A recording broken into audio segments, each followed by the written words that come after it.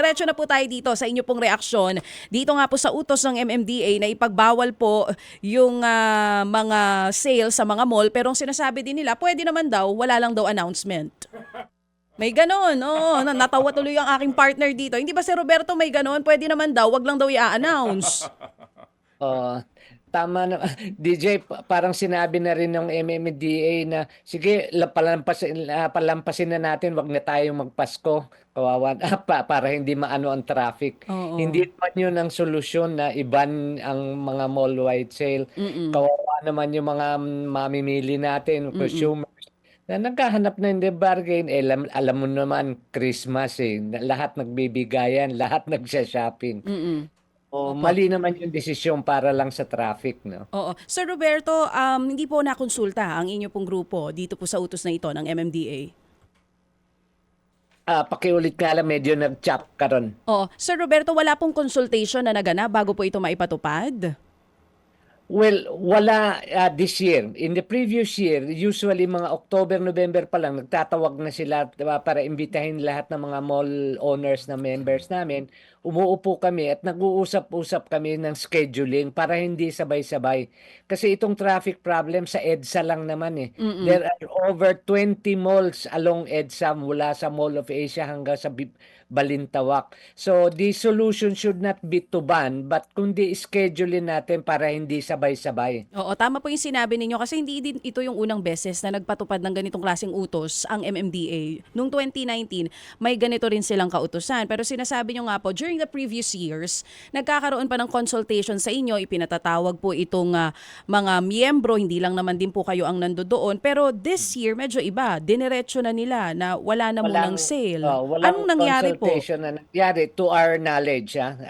We don't know what the MMDA did, but in coordination, Philippine retailers, wala silang coordination this year. Oo, ano pong plano ngayon ang inyong grupo dito po sa kautusan na ito ng MMDA?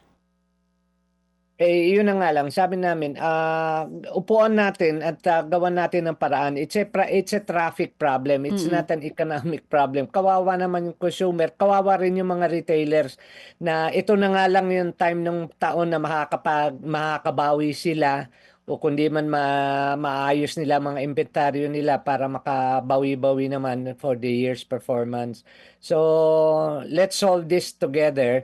Sabi ko sumulat na kami sa MMDA, by the way, yesterday when the ruling came out na makikipag-upo kami para maplano to.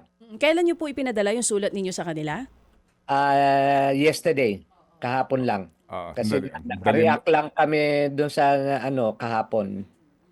Sandali lang ha. Ito, singit ko lang itong tanong bago mo ituloy itong ating panayam kay Sir Claudio.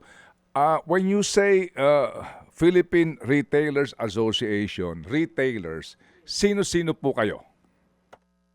Lahat, ang membership ng retailers namin, yung pinakamalaki na mga department store hanggang sa mga pinakamaliliit na mga tindahan. Even some sari-sari stores are our members. Malaki po ito. We have more than 4,000 members nationwide dito sa asosasyon na to. At tinutulungan namin, hindi lang yung malalaki, pati yung mga maliliit. Lalo na yung mga maliliit. Ito na lang ang pagkakataon nila kumita at the end of this year. Tapos Okay. i-deprive pa sila nitong ban. Okay, so ibig sabihin ito pong mga SM group ng mga malls, ito pong mga itong Ayala, Trinoma malls, member po ninyo. Kasama yan. Kasama Okay. sila. Okay, sige. Go ahead, siya. So sa ngayon, Sir Roberto, ito po mga kasapi ninyo, dahil ito muna ang utos ngayon ng MMDA, wala rin po kayong choice, kundi sundin muna ito hanggat hindi pa sila sumasagot sa sulat niyo po kahapon. Wala nga kaming choice.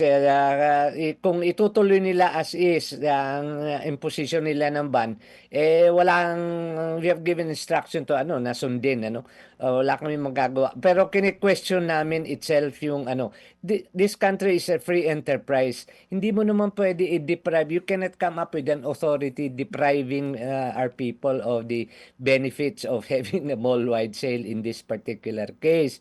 Kaya sabi namin sa MMDA, ayusin na lang natin yung scheduling ng mall-wide sales along EDSA. Kasi sa EDSA lang naman itong problema eh. Sa ibang parte ng Metro Manila, hindi na to problema. Maluwag naman ang Metro Manila.